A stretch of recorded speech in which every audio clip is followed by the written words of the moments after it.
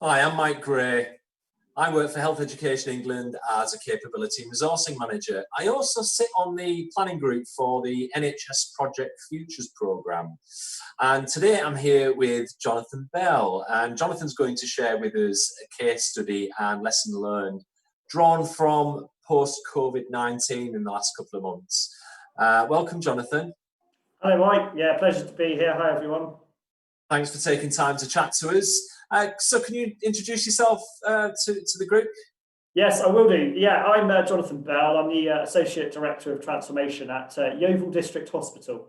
We're a small 230-bedded district general hospital in South Somerset. Lovely. Thanks very much. So, Jonathan, could you give us a bit of a background on the case that you're going to share with us today? Yeah, thanks, Mike. I'm happy to. So we're going to talk today about diagnostic tests and the way we recorded diagnostic tests and the movement away from paper-based test requesting to a digital solution to ensure that we can do a number of things. The first one being, in the COVID world, we're reducing the amount of physical contact between clinicians. And then the second thing is we're going for something to improve and streamline efficiency, improve quality of care for patients. Sounds really interesting. And a lot of people, I imagine, listening to this today will be able to relate to that. So can you give us a bit more detail about the key stages involved in that one then? Yeah, sure. Happy to, Mike. So just to give a bit more context. So prior to coronavirus, testing for inpatients for diagnostic tests, MRIs, X-rays, etc., was done by the requesting clinician filling in a green card, which is a green card. And that card was taken from the ward or the inpatient area through the hospital to radiology. What we found was that coronavirus has kind of really shone a spotlight on the fact that the physical passing of paper poses an infection control risk for both staff and patients. And we wanted to eradicate that. We also, at the same time, wanted to streamline the way tests were ordered. So in terms of the stages that we went through, there was sort of four key stages: analysis, design, implementation, and post-go-live support and lessons learned. So analysis stage was very much around kind of ensuring that we gathered the requirements from the clinicians.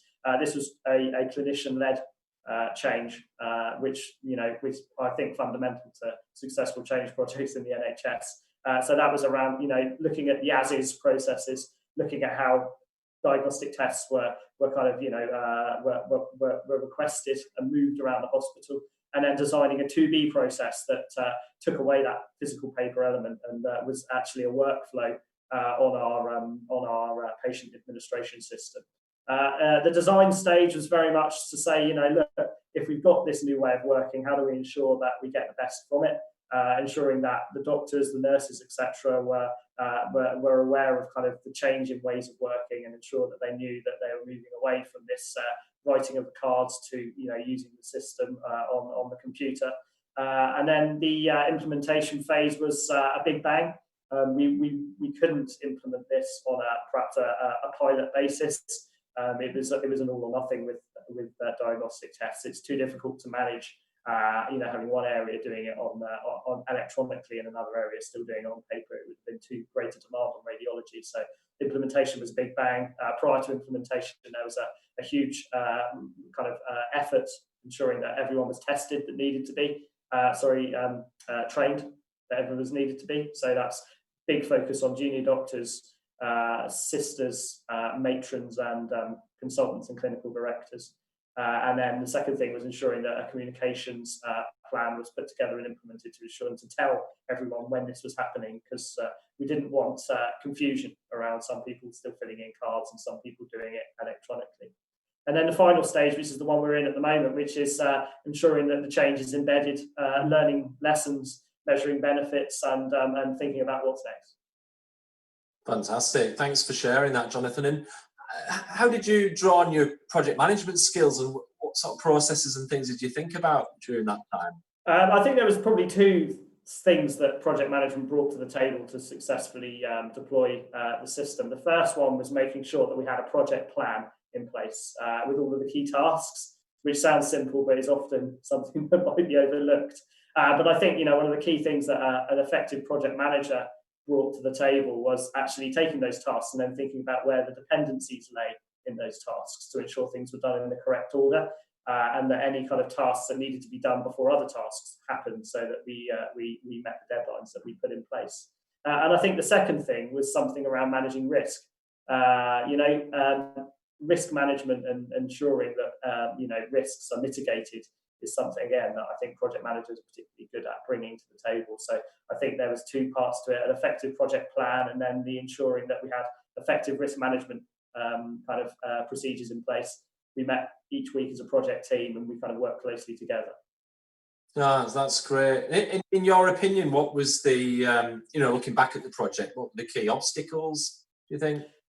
Yeah, it's an interesting one. I would say that the key obstacles from this particular project perspective was mainly technical, and then the second one was just in terms of change management. So from a technical perspective, the system that we that would request the tests was embedded within our patient administration system. So the key thing was to ensure that there was an interface that was reliable and worked between the patient administration system and the radiology information system, to ensure that those test requests happened seamlessly and that the two were linked together.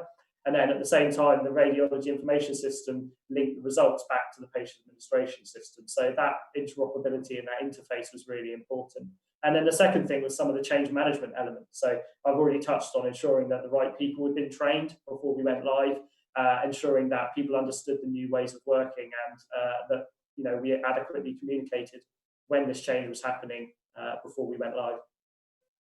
Right, fantastic. And looking back at the projects, is there anything you do differently?